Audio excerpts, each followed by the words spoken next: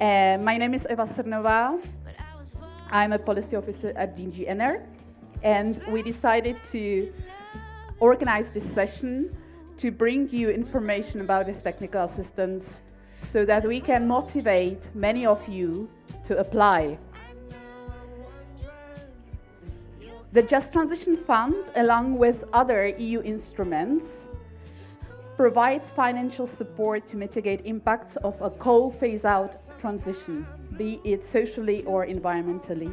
However, accessing the funds and implementing effective transition strategies requires a high level of technical expertise, strategic planning, coordination among stakeholders at local, regional, and national levels. And that's why we want to bridge this gap with the technical assistance, which is essential for the successful preparation of the projects and implementation of the Just Transition Fund, but also other financial sources, such as cohesion policy funding, the regional funds, modernization fund, directly managed instruments of the Commission, such as Horizon and LIFE, national and private financing, and other guarantees and projects and programs of the European Investment Bank.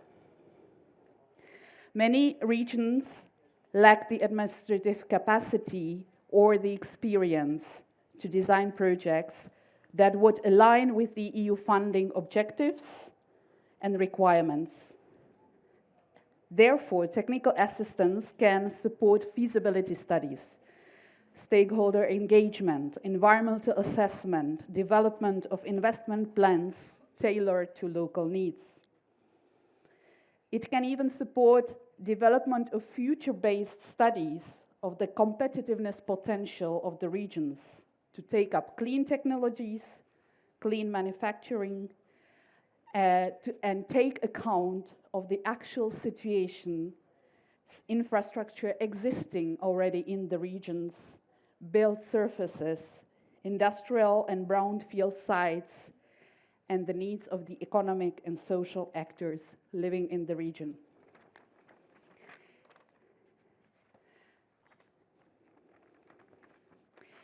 Technical assistance can play a crucial role in strengthening local capacities, in facilitating knowledge, and in transfer of that knowledge. It can actually help to turn the vision of a just and green transition into a tangible, impactful action on the ground. So let's focus on this program which the EIB is offering to the coal regions. Let's focus on the lessons learned from the 4 years of the implementation of this program by DG NR and EIB. And for that, I'll invite Sharonas Bruzge on the stage now.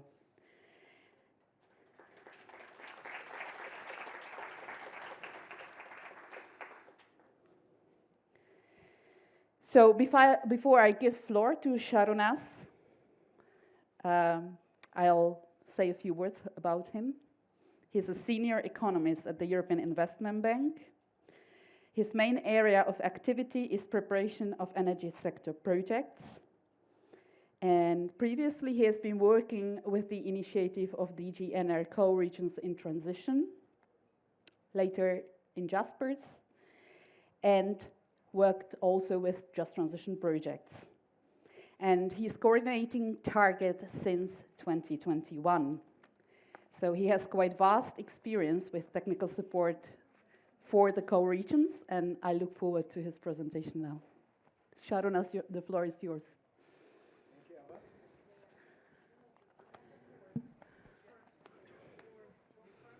Eva. Yes, it works. Perfect. Thank you. Thank you. Hi. Thank you. And first of all, I would like to start with congratulating you as the most resilient participants of the Just Transition Platform meeting today. Bravo, congratulations. I do appreciate that. Yeah, so Eva has introduced me already. Yes, my name is Šarūnas Brūzgė. I'm an economist in the EIB, and I'm very happy to be here today to you and to talk about one of my babies, as I call it. Yes, so Target is indeed, I call it as my baby. It's my baby. That's how I look at it. But understanding that this is the last session, I don't want to bother you with presentations. As once late Steve Jobs said, nobody is actually fond very much of presentations, but everybody likes stories. So let me try and give you today a story about Target. Yes, we have 10 minutes. We'll try to manage. So yes, to our baby we gave a name, Target. Yes, which stands for Technical Assistance for Regions Undergoing Grid Energy Transition. The story actually started around 5 years ago related to the JASPERS assistance to the coal regions in transition.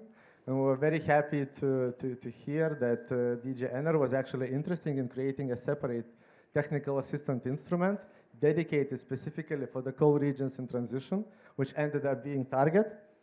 Yeah, and then 1 year later, we started actually provide assistance, focusing on the coal regions, specifically dedicated for the development of the clean energy efficiency projects, and in between as well supporting creating of the sustainable jobs on the ground and sustainable investments on the ground.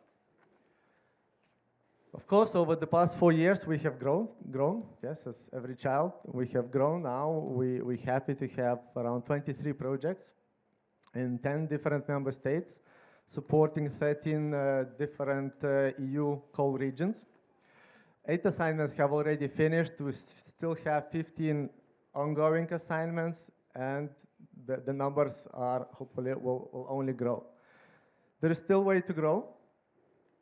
As you can see on this map, I mean, the red color indicates the regions where we are already present, where we have or already had an assignment, while yellow represents the regions where we could have assignments. So if you are from this region, please don't hesitate to contact us. And of course, over the past 4 years, we've not only grown, but we've learned, and we've learned a lot together. By working with you, we try to adjust the proposal to your needs, and it's still, we are learning, we continue to learn. It's not, the process as just transition is not over yet, so our learning is also not over yet. So what were the key lessons learned that we adopted, what we have learned, and what we changed in the way the Target works and our proposal works for you? So the first thing, that the initial idea of Target was to use the internal EIB expertise and provide advice, just like, for example, we work under JASPERS. When we started it, it seemed that it was not enough, and that what we've learned doesn't work or not work sufficiently, and we need to take one step further. What does it mean to take one step further? The regions, our beneficiaries, clients, they needed more than just advice. They needed as well project documentation, because yes, advice is very good, valuable, etc., but they needed documentation to move forward with the projects. So they needed actual documents to be prepared for them that they can apply for the next stages of the project implementation. And special thanks to DG Ener, who showed this flexibility and allowed us to take this one step further and involve this. So now we do this with the help of external consultants that we can hire. And that allows us not only to give advice to project development, but as well prepare very necessary project documentation, core for the projects to move forward. The other point, which I assume that you would all agree, is the easy application process. Once I've learned that if I mention to a person that there is no application form, wow, suddenly, wow, there is an interest. How come we can get support without any application form? Wow, that's interesting, you know. We don't need to apply or anything. And that's actually it's not entirely true. There is an application form, of course, but we don't start with that. What we, and I believe that our existing colleagues that we already work on will agree that the first steps that we took was actually not the application forms. It was actually first discussions. We start with discussions. We start with the coffee breaks here, or lunch break, or dinners during the Just Transition meetings, where we start discussing the project idea. We shape the idea, and then the rest I would call simply, let's fill in the paperwork. Yes, if we agree on something, we together, jointly, fill in the paperwork, and then we can start with the implementation of the technical assistance assignment. And I hope that colleagues will confirm that it's true. Flexibility, another thing which is also thanks to DG Ener that allows us that. So it allows us to be flexible and to adapt to your individual needs. So each application is not a duplication of something else. But when we create assignment, we listen to you. What are your specific needs? And if we can support them, we are happy to put this in our assignment and happy to facilitate that. And so each assignment is individual, tailored to the specific needs, and then this belief is very much important. The support is usually upstream. I mean, it's upstream to other technical assistance instruments or up to other financing sources. But this also is important because being from the very first ideas, you can actually implement, you can actually influence a lot. The way, when the core decisions are being taken, that's when you are, and that's where the advice and experience is most needed. Developing the documentation afterwards, okay, that is important, but the important part is to be from the very beginning when the decisions are being made or when the way forward is being chosen. Yes, some decisions had to be taken afterwards as well. So this being upstream to other facilities is also very important. And I'm also happy to add here what we've learned as well is that, or what we try to apply now is that Target now is part of the larger group of the technical assistant instruments that we have in EIB, which we call EIB Advisory. So within the EIB Advisory, there are other instruments which can support further development of the project. So we don't stop with the target assignments, yes, so further support is available. The instrument might be called differently, but in the end, the point is that the work is done, yes. The other thing, just last but not least, that our advice is based on in many ways on our own experience from other regions, experience from other countries, and we give it from the best of our knowledge. Yeah, so luckily, we are in a quite comfortable position that we can provide advice irrespectively of sometimes maybe political interest of one or the other party inside the country, or so we can just focus on the things that we believe are really the important things for the project, for the society, for the country, for the region. Okay, what else we've learned? Another thing I wanted to have the slide here to be very practical. So we talk a lot about support and project development, but in the end, what are the key deliverables? What can you actually get from the support? So in the end, what is it? Yes, how can you frame that? So we try to put this as well for ourselves, as well for you. What is the end output of the assignments that we work on? So you can see them on the slides, project-specific guidance notes, specifically comments, ideas on the way forward for your project. Some of the things we do on our own. For example, we can identify decarbonization options for the district heating. We do levelized cost calculations. We can do multi-criteria analysis of the options, et cetera, et cetera, et cetera. Many things that we do on our own. Some things we do with the help of external consultants. For example, if you need feasibility study, pre-feasibility study, these are the documents you can get after our assignment. It's being prepared during the assignment. Or specific studies, as you would see later on as well. Capacity building events specifically could be there as well.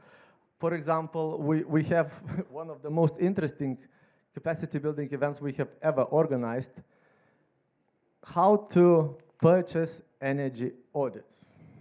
Like super specific, yes, but it was like, well, I don't think you can find this on the market for anybody in the free market.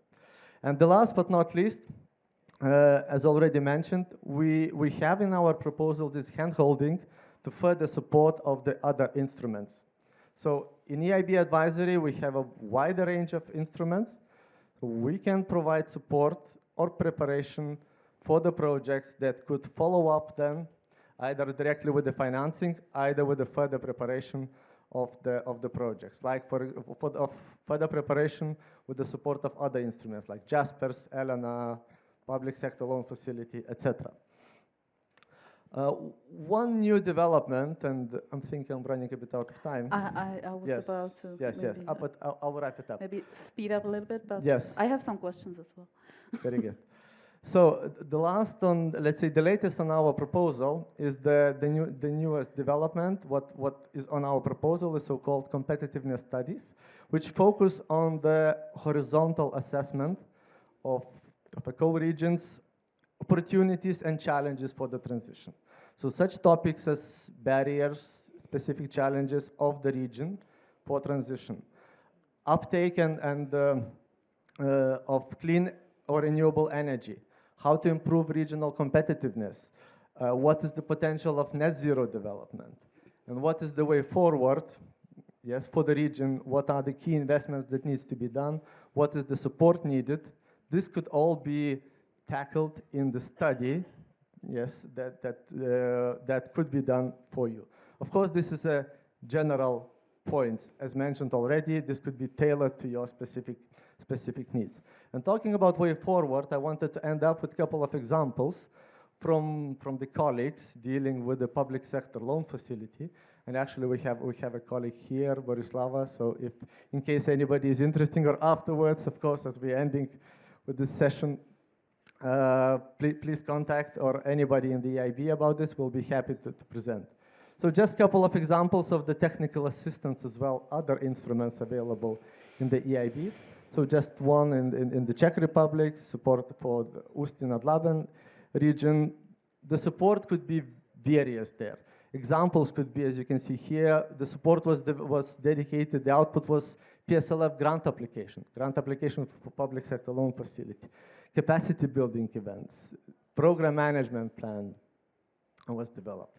In Romania, the public sector loan facility is available not only for larger projects, but also the system is implemented that as well smaller projects could have support. So there the market demand analysis is being prepared. The work is ongoing on the pipeline of projects. So indeed, various demands can be met with the examples that we have. And I finish with the last slide about again, PSLF in France, where a review of the projects has taken place, and some other points which you can see in the slides. And as I'm running out of time, I stop my short story here. Thank you for listening, and I'll be still here. Thank you.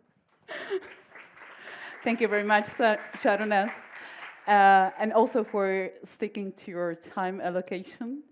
I confirm that this cooperation between DG and EIB is very fruitful. Before I invite our panelists, I have a few questions to you. And one of them actually stems from my discussions with other colleagues here at the Just Transition platform, because I understand that actually what you're providing is a pool of opportunities. There is a chance to choose. But sometimes you can get drowned in a pool. And it seems that for some representatives of the regions, it may be quite challenging not to have a call, to actually know what they need. What would you advise to these people, how to find their area which they need to further develop, where to go? Because sometimes if you have too many opportunities, too many ways to go, you don't know how to choose. So what would be your advice on this? Call us. No, indeed, actually it's true. Just there are many opportunities, but the point is that you don't need to understand what different instruments can give it to you, or at least that's the approach that we try to implement in EIB, is that you contact us, and then it's basically during the discussion, it would be up to us to indicate to you which instrument we believe could be best applied in your case. How to apply for it, what are the pros and cons, what are the commitments, if there are any, what you need to take. So the first thing is it might seem complicated, you know, calling somebody, writing something, to somebody, but that's true. We try to make it really easy. And on top of that, basically in all the EU member states, we have regional offices. So you don't need to speak English if you don't feel comfortable speaking English, because we have colleagues speaking each and every language of the EU. So you can speak your own language, but just really contacting us and discussing the project would be the very first point, the very first step to take. Thank you very much. The target has developed over the 4 years. How has it developed? What is different now and what is new in target? Yeah, so I started this already topic in a couple of my slides. I think we've learned, yes, as mentioned, we've learned a lot. We've learned about what are the actual needs, and we try to tailor these needs. One of the latest development is this so-called competitiveness studies, which are actually gaining momentum. We already have 3 assignments. One of the pilot assignments ongoing in the Czech Republic, in Karlovy Vary region. We have similar assignments approved in Hungary, in Germany, and happy that over the past 2 days, we've already agreed on the potential such assignments in Bulgaria, potentially another one in Poland. So we'll be happy to continue the discussions. But these assignments, these competitiveness studies, so it could be as a, let's say, first step for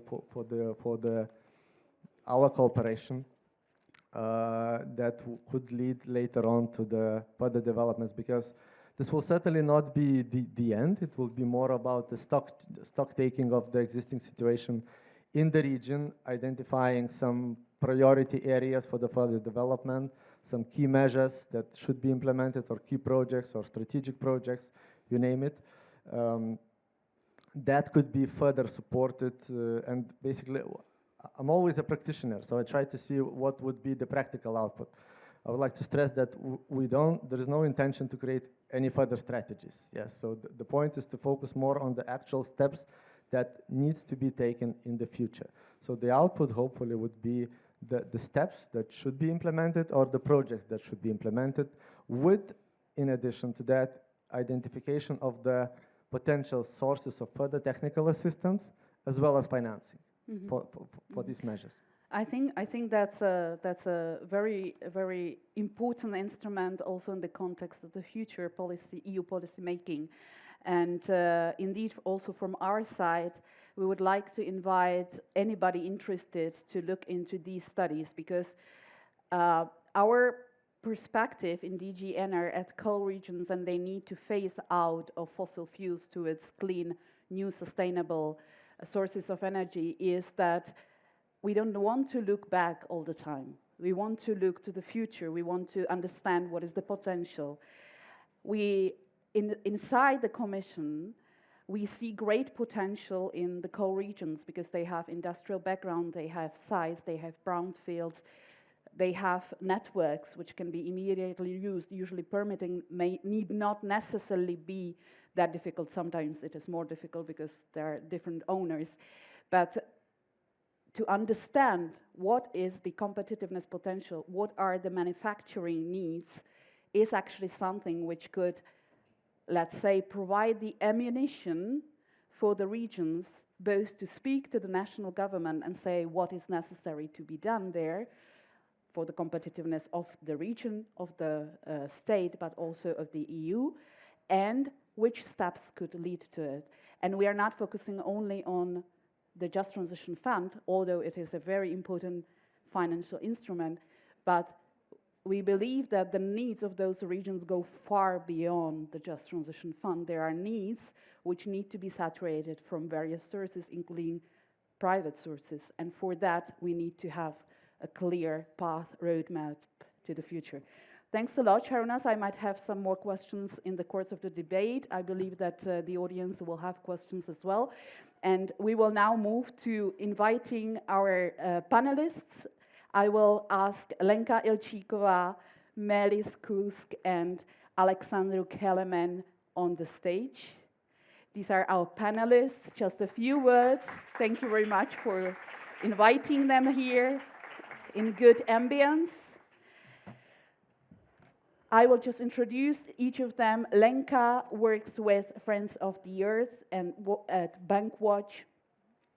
She focuses on supporting public participation in transformation processes, and she has been in that role for over 12 years, also working in human resources participatory projects in Trenčín and Upper Nitra region in Slovakia. And I understand you have one project in Target. Melis is the Chief Executive Officer at the Association of Local Authorities in Ida-Viru County in Estonia. You may know him. He is a very well-known participant to Just Transition Platform as well as to events organized under the Co-Regions in Transition initiative.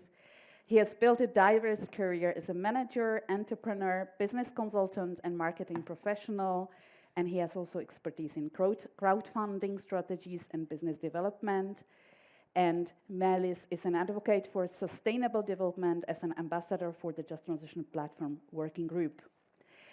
And Alexandru, I may call you Alex, is an executive director of the governing body of the ITI Valea Giuliu. He was born, raised, and studied in Jiu Valley, and he has always been, by heart, a social worker for the marginalized communities in the region. He started grassroots in early stage intervention, was a coordinator of social programs, and expert for the Romanian Labor and Social Protection Ministry. He worked also both in private and public sector and was a mediator among the stakeholders in Jiu Valley.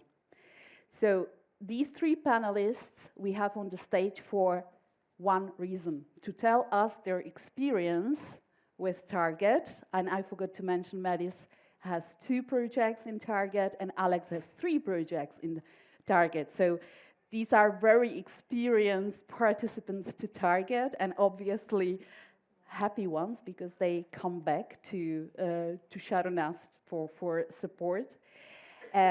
Before we start the discussion, I would like to invite, starting with Lenka, to introduce the project and say a few words about why they started this project, what is the added value, how they developed it, etc. Lenka, the floor is yours. Okay, thank you. Thank you for the invitation. So I came to introduce a project of decarbonisation of district heating system of a small Slovakian town. I can't imagine better visualization than it is on the screen there. The youngsters are chatting on a hill, which actually is not a hill, but the unused geothermal well, which can potentially cover 30% of the heat demand in that city. Current situation of the project is that we are in, or the city has this project in quite advanced stage of readiness. There is a pre-feasibility study.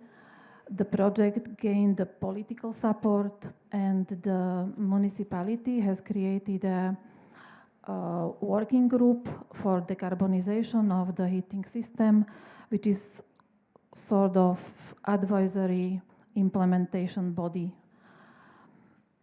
But for such a small municipality, which is 20,000 inhabitants, this project is extremely huge. Speaking about the capex needed, which nearly exceeds the annual budget of the city. Speaking about the implementation time, which is exceeding the election period, and also speaking about the complexity. So not to kill this baby from the beginning by wrong decisions, municipality has decided to apply for a target assistance to, first of all, not to do any mistake. Second, to choose the best available variant to prioritize. And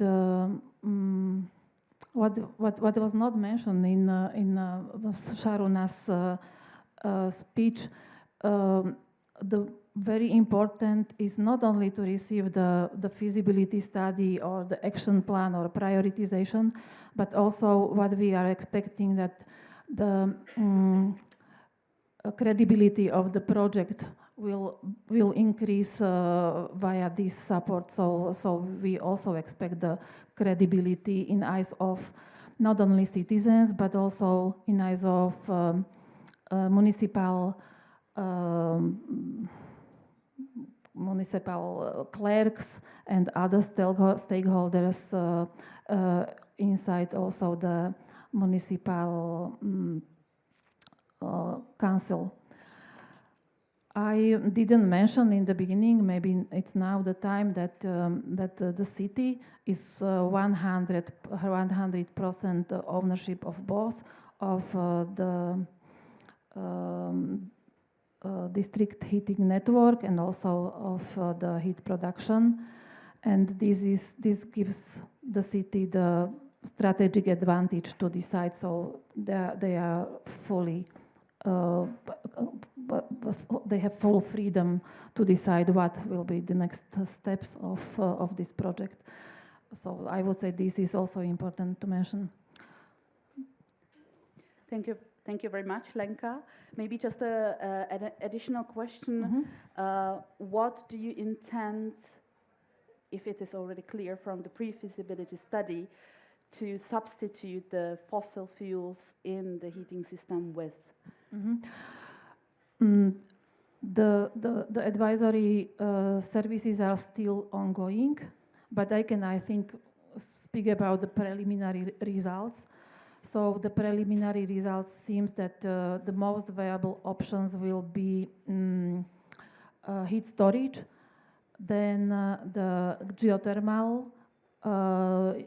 Actually, the municipality owns 2 geothermal wells. And also we are quite lucky. There is a regional wastewater treatment plant. So this is like the next option. Thank you very much, Lenka. And I'll pass the floor to Melis to introduce his 2 projects. One of them is, I understand, completed, and the other one is ongoing. So tell us something about your projects. Yes. First of all, I would like to approve all the message what Saruna said in the beginning. Sometimes we feel that he's one step ahead of us, and all this good advice and the ideas coming from together with the assignment and the projects. But yes, we have been in 2 targets so far, and the first target project was background was that we wanted to create some comprehensive plan to how we can implement and bring into action plan for green and climate action plans what we have, and bring them together as what kind of projects we can do. And very quickly we realized that we don't have a capacity and potential to fulfill them all, and we needed to start to choose. And then we saw that we started to look more focus what can be achieved, just the energy communities planning. Then we started to look also it's the apartment buildings, how we can renovate them, how we can achieve the highest energy savings. And from this, so far has born one Elena project. 20 million will be invested energy efficiency until 2027. And also first energy community has been established in Ida-Viru. It's a very, very positive sign as well. And the second target what we have at the moment ongoing, it's just we're also looking for energy savings, of course, and very often local municipalities, they focus on public buildings and then transportation, but we also help, thanks to Sarunas and his team, we started to look how we can save energy from water and waste treatment plants, and a huge amount of energy hasn't been just we haven't put focus into these kind of projects. And so far has been everything been great success, and we've been a little bit suspicious in the beginning that how the water companies and the utility companies will just meet us, but so far they've been cooperating and it'll be good. That's all from my side at the moment. Thank you very much for the start. There'll be some follow-up questions to continue. And I will now ask Alex to tell us a few words about his actually 3 projects which they have with Target, 2 complemented and 1 ongoing. Alex, the floor is yours. Yeah, thank you very much for the introduction, and also thank you very much for this opportunity to give a little bit of example on what we've done in Jiu Valley. Probably would not expect it that a social worker has 3 energy technical assistances, but actually in Jiu Valley we started with 1 target. Target is to make this just transition, and then we decided that alongside the way we need help. And this was one of the very open and very, let's say, easy to handle technical assistance, the target. And we started, of course, sometimes reluctantly, maybe at the beginning because we didn't know each other. But since then, the projects that we have managed to have the technical documentation have now seen the light of day, let's say. And we are still ongoing for the Complexul Energetic Valea Jiului, and we still have one ongoing on PVP parks. But I think it's very important to notice that for regions which have a lower capacity, and we've discussed 2 days about low capacity, is to get out and actually to see what's out there. And we started with I think we have 2 Jaspers, 3 targets, and 2 Elenas in Jiu Valley only, which is a region of 100,000 inhabitants. So if you start, like Sharona said, this dance together with the EIB, I do think that even the added value for the region is very important. So we have 3 targets. 2 of them focus on the local municipalities where they can develop their own PVP parks for their own consumption in an architecture of an energy community. That means an investment roughly energy producing plus storage of roughly about 9 million euros. And then also it was very interesting, and the openness of the EIB partners were for the coal company, which was in and still is in a bad situation, let's say, because transition affects different kind of players, which were very important players, which at the moment they are finishing one of the most important projects for the region in terms of green energy producing at a company which has been since, I don't know, 150 years doing only fossil fuel energy production and thermal heating for the region. So these are the projects that we've managed to implement at the moment. I would not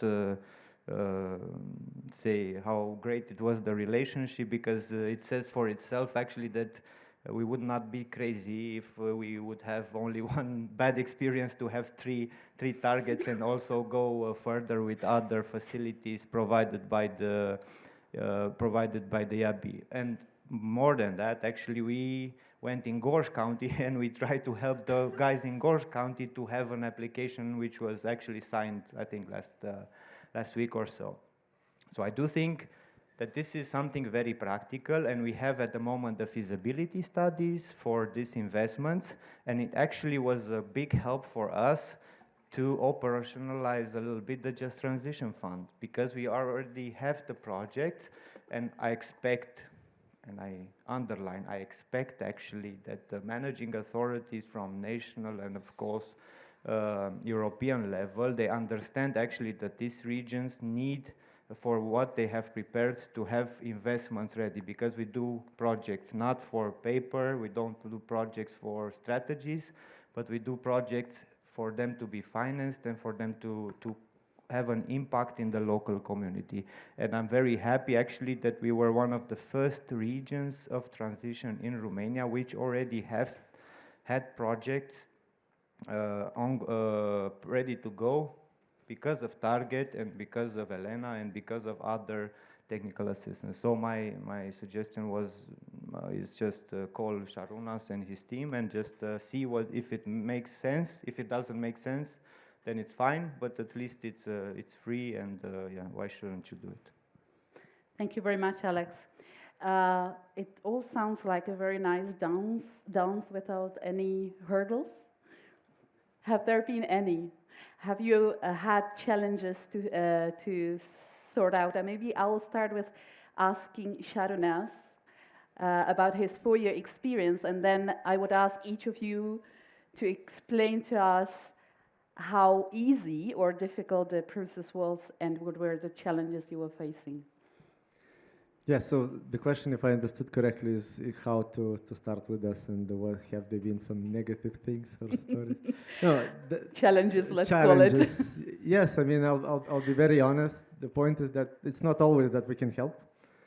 And for example, last time in the last annual political dialogue, we tried to organize individual consultations with the potential beneficiaries, and when we heard the stories behind local, I mean, when we heard different stories, unfortunately, it's not always that you can find something that fits. And yeah, but as Alex said, if we talk, that's why we actually invite regions, institutions to talk to us first. Because while talking, we can say, yes, we can help or we cannot help. And if we cannot help, we'll say that, look, we believe that, sorry, but this is not the way forward. And yes, that's the negative part. It's not always we can help, yes. But I think the positive thing is that these discussions, I think they help a lot. And there are several things, as you have mentioned, we don't have any closed calls for projects. Yes, you can call us anytime. We can then discuss, and the practice that we do, we actually, yes, this application form that it's not there, so we fill half of it, yes, and then the region is being asked to fill just, yes, one pager about the current situation in the region, and then we take it from there. So there are a couple of formal steps that have to be taken. But yes, as colleagues agree and confirm, no pressure, that it's really, we try to make it simple and easy, yes, so that there is no administrative burden to do that, so that it's quick. We try to be quick, but it's also the most important thing, easy as well. And if we stay still anonymous, but if you could tell us what were the reasons why you couldn't help the regions? Like what were the obstacles which couldn't be, let's say, sorted out on the journey? No, I mean, the point is that there are certain areas of activities where, for example, under Target we work. Yes, so clean energy, energy transition.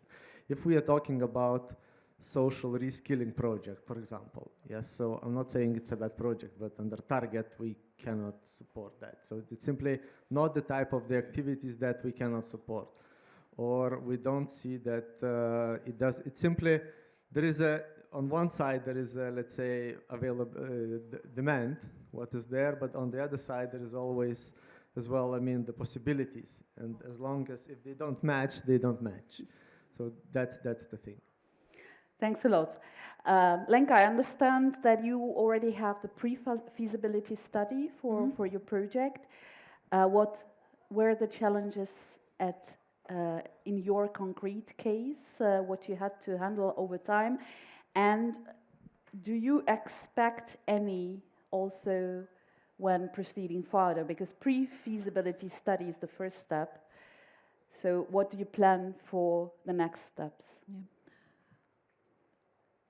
When a gas boiler reaches the end of its life cycle, in smaller municipalities in Slovakia, it's replaced by another one, which causes a lock-in effect for 10 years or more. And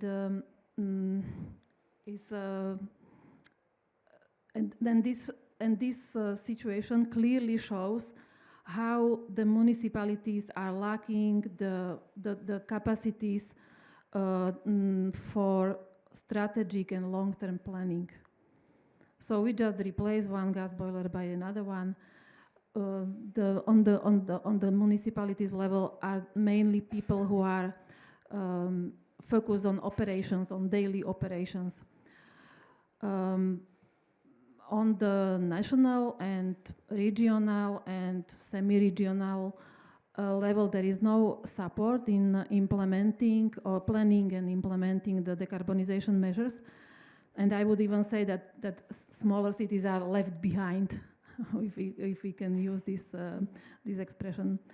I'm not saying that the target should be a replacement of the systematic approach which is needed from the national level, but for us the target is essential in this specific project. Currently, we do not face any specific challenge, and the question also was what is the next. I am very happy to say that based on this project and preparations and discussions, the municipality has decided to open a position of energy expert who would continue then. Thanks a lot, Lenka. Melis, similar question, but you have already completed one project and one still ongoing. So what are the lessons learned from the previous project, and also give us let's say a hint of what you prepare for the future with this new ongoing project? No, so far everything has been very positive. We don't have any negative experiences from this process. During the first target, we also prepared the project pipeline with just potential projects what we can make it happen in the future. And there is also one we thinking at the moment, just slowly thinking already, is prepared Elena 2 for public building energy efficiency, achieving the energy efficiency in public buildings. So far, no complaints. Do you expect any for the future? No, we don't, because as I said before, cooperation has been very open, communication has been working, just sometimes we feel that they are one step ahead of us, and just they're coming with new ideas to us, and just looking for solutions. They are not leaving us alone, just I really recommend to work with them. Thanks. And what are your plans when you conclude the ongoing project? What are your future plans? If we can conclude this energy, the wastewater treatment plant, energy savings, then the next thing is how we can find some finance, just to bring this. At the moment, we're preparing this like a planning and say investment plan. But next challenge will be the finance the project. And do you already have in mind in which direction you could be going with financing? No, it's a bit too early at the moment, but always when you're going to talk to these big utility companies, they are a little bit lazy sometimes. They are not very keen to work with you, but they want to see the money as well. So you have not challenges, only actually. So yes, we have, but this is another plan, another challenge what we will find this the money hasn't been end in the world, but it's just need to find the right one.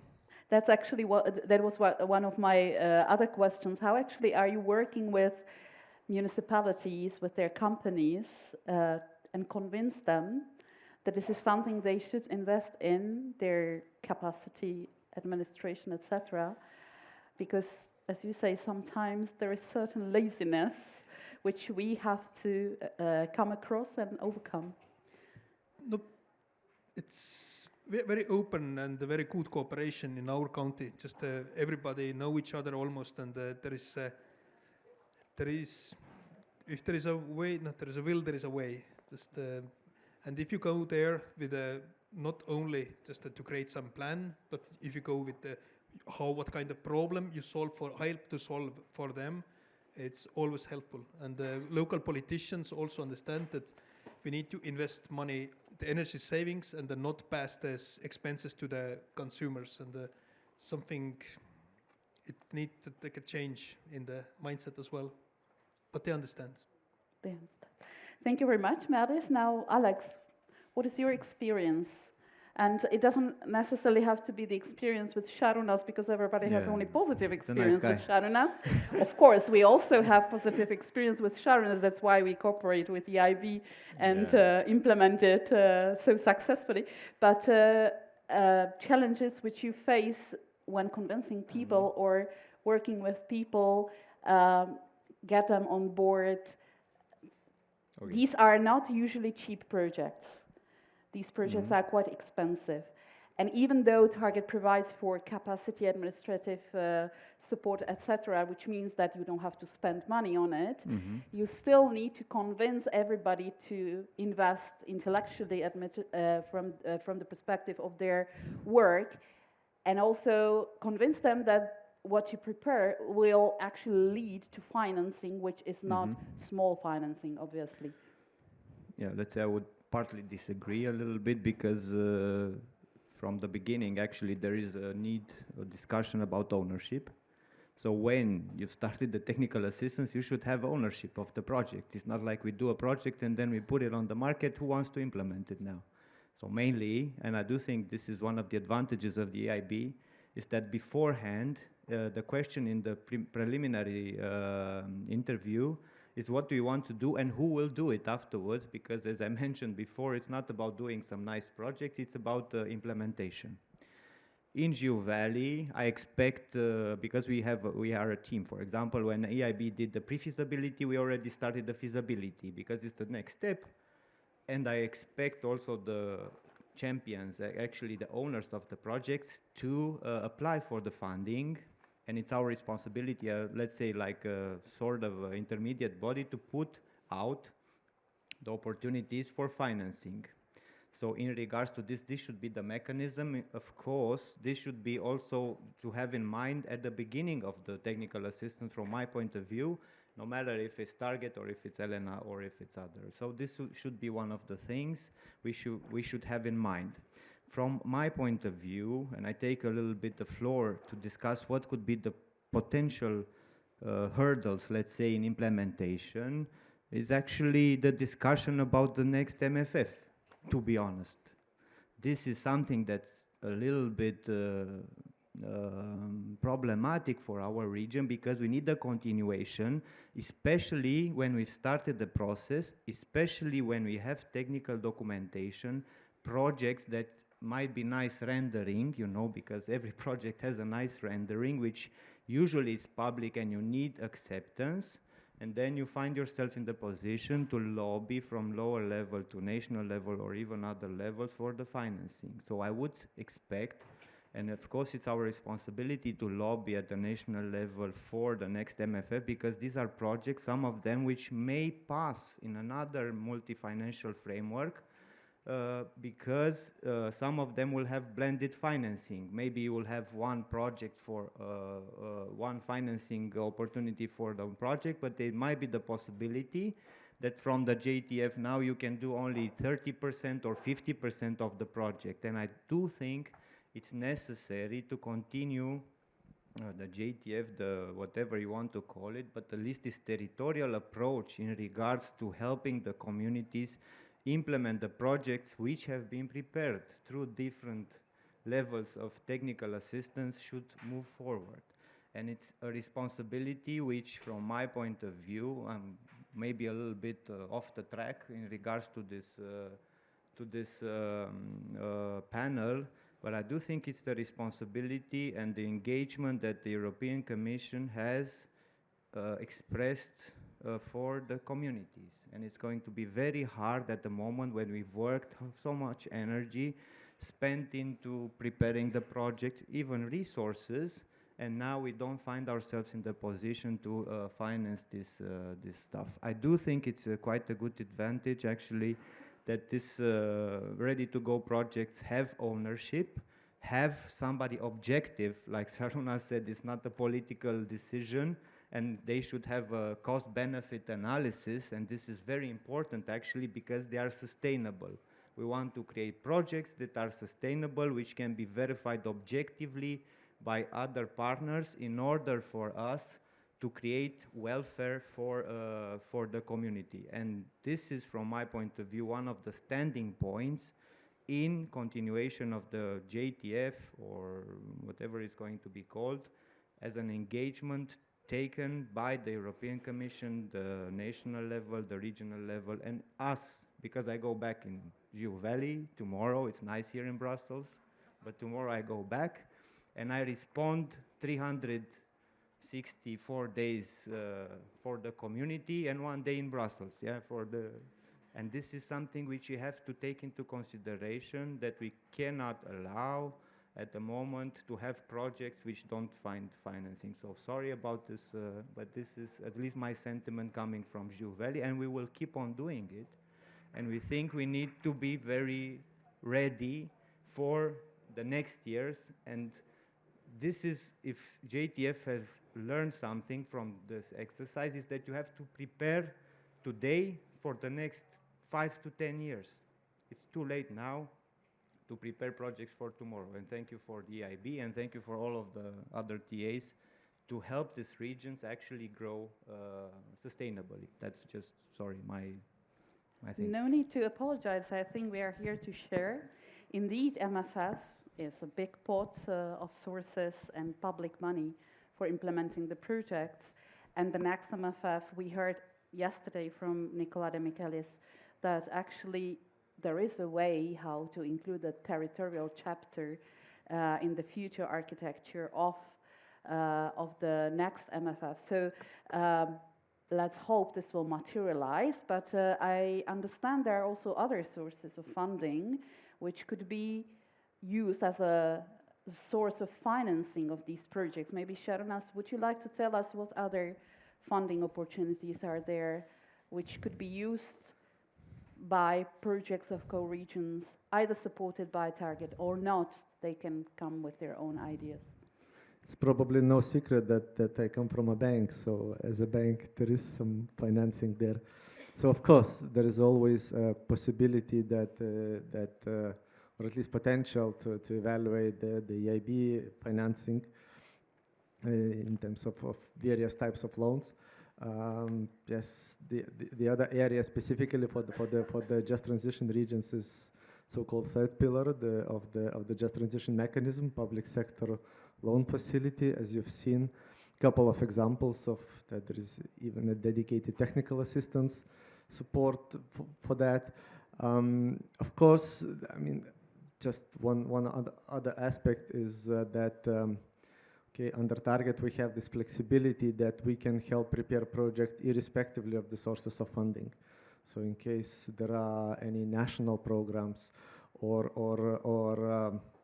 other own sources to implement the project, yes, this could be used. There is also another source, modernization fund. There was a dedicated session yesterday specifically about the use of the modernization fund in Poland. So that could be another option.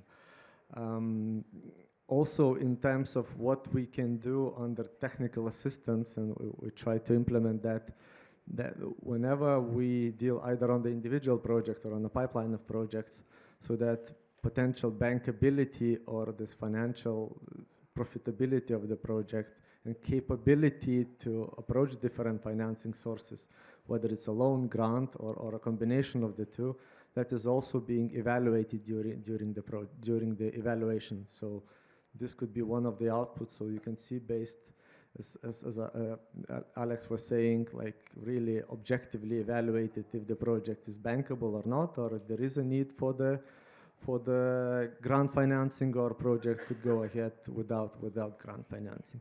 Of course, there are many more sources of funding available, which we might not be aware of. But yeah, there is certain instruments, both inside the EIB, provided by the European Commission as well, so that could be used, that could be analyzed in our analysis of the projects. So this is the service which you also provide in the course of the yes, of the project. Perfect. And before I give the floor to the audience to ask the questions, I believe there will be many. I would like to ask Melis and Alex. You mentioned energy communities in that are kind of a byproduct or product of your project. Could you tell us more about it? Because this is a specific activity area where we are very much focusing on, thanks to the current DG and our work on the citizen energy package, which is to be issued soon, and which is aiming at actually decreasing the energy bills of customers, mostly households. And there is a series of activities which we will be proposing, but I think energy communities is something which is kind of a little bit underestimated and has the potential to help households to decrease the prices of energy, but also maybe to create the environment of community and trust, which in the energy sector is something which needs to develop more for us to be able to be active customers and to manage our consumption. So could you tell us more about it, please, Melis? Yes, something we've been working just quite a long time, just with idea, but now this first, we don't have yet like a working model, fully working, operational, we don't have, but we have small community where we already established this first energy community, but there is 4 houses and apartment blocks there, and the key is how we can bring this all model together. Just all the electricity what you produce, you consume, and with this like affordable energy, maybe you can attract also some companies and factories or manufacturing, and attract some companies to the village, and they're gonna help just to strive this community, get stronger. But it's something, it's in the works, and we have big hopes. And with small scale, if we can test and try, and later on, it's our plan just how we can scale it up with some proven, you need to prove. It's just a proof of concept, and show this savings or independence or whatever it is, and how we try and move it forward. So it will be with photovoltaics, I understand? It's solar, wind, and saving. What's the storage as well? Storage yes. as well. Yeah. Okay, that's very interesting. Thank you very much, Yeah. Alex. What is your experience and how it went? Well, unfortunately, in Romania, we still are waiting for some legislation. But as I mentioned before, if you are waiting for legislation, it's too late when the legislation. So we have already actually, with the help of Target, we have actually created a chunk of the energy community, which actually means producing of green energy from photovoltaic together with storage. We've also, through Elena, actually component of the Elena project is energy efficiency in residential, but with energy producing on the rooftops of the residential building, which are part of the energy community.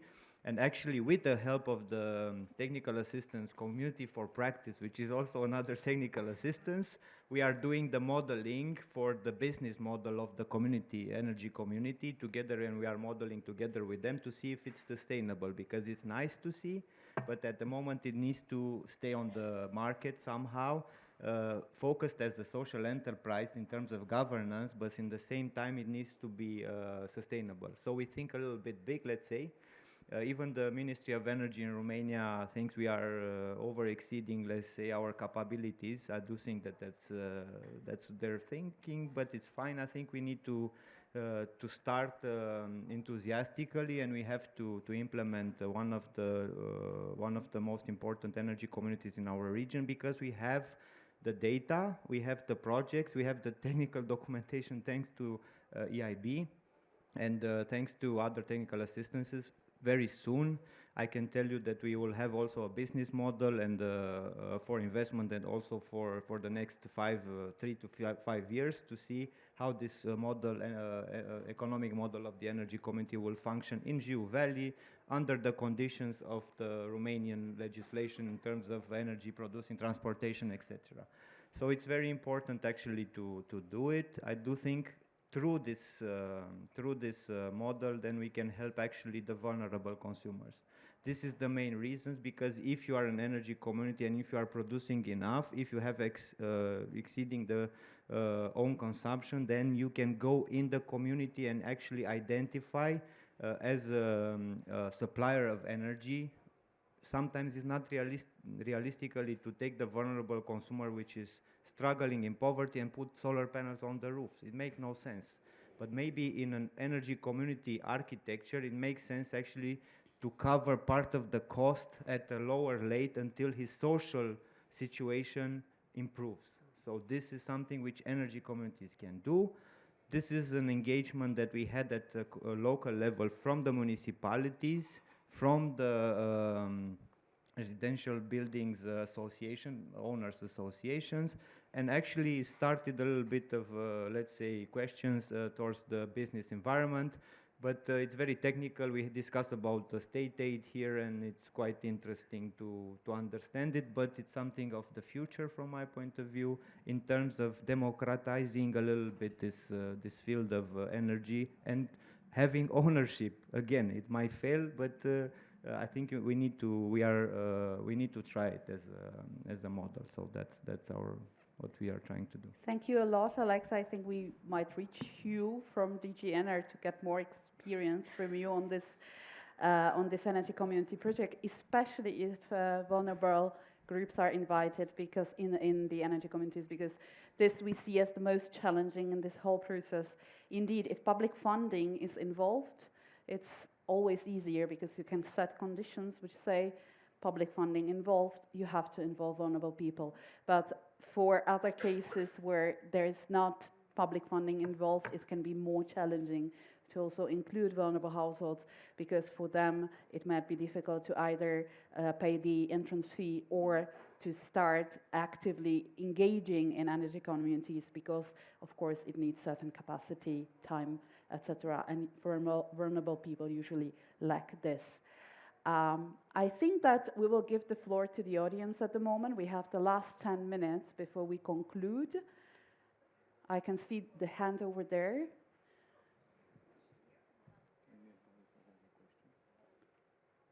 Hello, hello. Yes. Okay. Thank you very much for this panel. We at Miuka Stampin from CE Bankwatch Network. We have also been working on supporting some select municipalities in various decarbonisation projects. And some of the main issues that we've seen are the very poor availability of financing for smaller municipalities or smaller projects, lack of data generally, especially if you're going into, for example, building renovation projects that would be broader. And then for district heating, the fact that it is extremely difficult to convince anyone to do something that is sustainable and green, and not go for the option that is, at the moment, most economically viable, which would usually be gas. So the way we see it is that these are pilot projects, the things that we are doing right now. So my question to you is, do you think that there is any discussion at the European level, so I'm going to ask those that represent, for there to be an answer to these questions, because I mean, everything you say is exactly what we have experienced. I think it's exactly what people who are trying to do such things in the municipalities are experiencing. Is anyone listening to us when we are saying that this decarbonization needs to work differently, that you need to support the regions, and if you want to actually become competitive in the long term and sustainable in the long term, what you need is you actually need to invest more in an innovation that would decarbonize at the local level. So for example, on supporting the introduction of technologies such as district heating technologies that are not at the moment economically viable. And we know all this, that in business, sometimes before it becomes scalable, you have to invest a bit more. So why aren't we doing this also within decarbonization? I'm sorry for this very difficult question, but thank you very much for this panel, and thank you also for all of the work that you're doing, both on the EIB, DGNR, and you in the municipalities, because I know how difficult it is. Thank you very much. Maybe I'll start and then I'll give floor to Sharonas. Well, if we didn't do anything, we wouldn't be sitting here, let's say. But indeed, it's the policy work and its translation on the ground is the biggest challenge, especially if local and regional authorities are involved. There are ways how we try to improve it through, for example, suggestions to create clusters which would allow for better permitting. It doesn't necessarily relate to the district heating, but for renewable energy projects. But usually we cannot really bypass the national level because of the competences which are divided between the EU and the member states. So we do as much as possible as we can. We also support local authorities, not only through co-regions in transition initiative, but in DGNR, for example, we run the Covenant of Mayors. So this is also the way how to actually get to information, exchange of knowledge, how to apply, let's say, for and be ambitious in decarbonizing, which indeed requires certain activity on the ground and conviction that this is the way forward for the future, which indeed is not so straightforward, especially in co-regions where there is still some sentiment after coal and the past. But without future looking, the change will not be possible. So in the end of the day, I believe that even the projects such as those implemented with Target are the way forward towards the change of thinking towards more community. Maybe Lenka is nodding, that's something that she might want to complement with her own experience. I just fully agree. Slovakia is based on gas. We love gas. And we believe that me and the colleagues around me believe that with this pilot project we will show a new direction. So I fully agree. And I can also assure you that we're not leaving co-regions on their own. You know that in DGNR we run the Co-Regions and Transition Initiative, which I can now promise that will continue for the next round of 4 years. And in that initiative, in the last round, we, for example, we convened a working group dedicated specifically to district heating. We have a toolkit on district heating and technologies which could be used for decarbonization in district heating. So whoever wishes, just put in the search web co-regions in transition district heating toolkit. You will have it as the first thing. And we are planning the working groups to continue in the next round, and we want to build them on the demands from the co-regions. So if the demand is to go in direction, for example, of energy communities, focusing on further decarbonization technologies, we try to provide the platform where this could happen so that people could gather and the knowledge and the experience would spread farther. Sharonas, what would you like to add to this? Yes, just one point, one probably aspect of the question. Just an example, we are starting now and present one new development in Norrbotten region in Sweden, where we actually look at the possibilities of using new technologies, specifically dedicated for the district heating, of the use of heat in the cold environment, because I mean there the winters are not the winters that we have here, but still to analyze, at least for now, the possibilities of using the heat in the water, or the thermal energy in the water, for the district heating in Norrbotten region, where we are talking about winters with -30 and -40 degrees. So I mean, such developments of the new technologies, even at a lower scale, in a lower municipalities, we do that because we believe that if successful, this could be then replicated in the different regions and different countries. So that would be a brief answer. Thanks, Shernas. Any other questions? I saw one hand over there. Yeah, thank you. Good afternoon. My name is Stanislav Oskar, coming from city of Prievidza. It's the second district of our former coal region, Upper Nitra in Slovakia. And my question would be to Mr. Kusk, as in your projects where also utilization of the waste heat from water treatment station, which potentially could be also the one puzzle in the project in Partizanske, what Lenka was mentioning, but also we had another project in Prievidza city, which had to be finalized before 23, because at the end of 23 we shut down the lignite power plant. So my question would be that if the water treatment plants are in the different hands, it could be the private company, we have another stakeholders like municipalities and provider of district heating systems. So we have let's say three main stakeholders. What could be the installation of such technology should be done in the premises of the water treatment plant, like heat pumps, piping, and heat exchanger.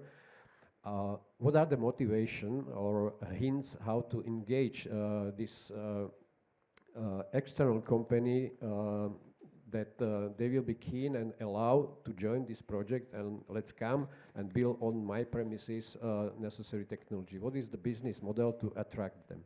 Thank you. At the moment, thanks for the question. And first of all, we try to what kind of savings can be made inside the plant, and because the pumps and everything what operating and working in the water treatment plants so hugely neglected sometimes. Savings are not properly calculated. When we end of the project, when we can see what kind of energy can be saved and what kind of circular economy principles we can apply there later, it's then we are much more wiser. It's just at the moment it's too early to say. Yes, it's a little bit far if you want to use this saved energy or extract energy from the waste and start applying this to the district heating. It can be complicated because they are very often not nearby, and it's another challenge we're gonna face in the future. But first of all, to find out what kind of savings can be made inside the plant first. Thank you, Melis. Yeah, Just Shernas? quick addition. The point is that these savings, they will be first of all for the energy for the water companies themselves.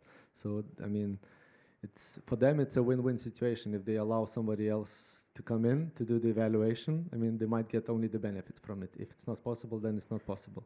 But they would learn first of all if there is possibilities that they could save a bit of energy and maybe get a bit additional money in. Thank you. No more questions? Yeah, I can see one raised hand, Jose. Last question. And then we'll conclude. Yes, a question on the, so you mentioned geothermal energy, so you're considering integrating geothermal into a district heating. And you mentioned investment challenges. How about the legal challenges? How has been the target assistance dealing with project documentation in the sense of regulations you have to comply with for this source of energy?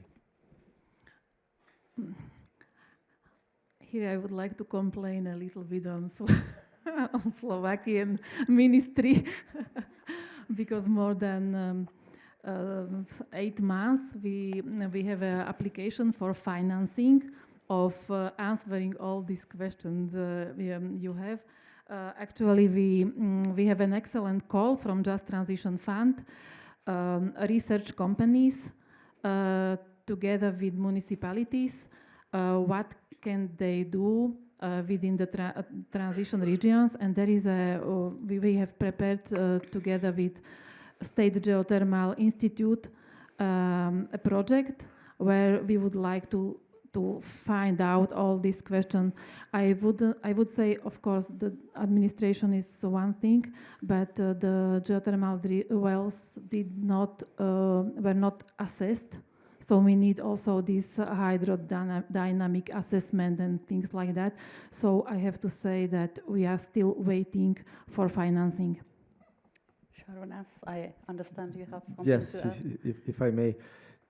Just to complement that, actually, under different initiative that we have, under Jasper's initiative in Slovakia, specifically legal analysis has been performed to identify the barriers and the possibilities, options for the development specifically of the geothermal energy projects in Slovakia.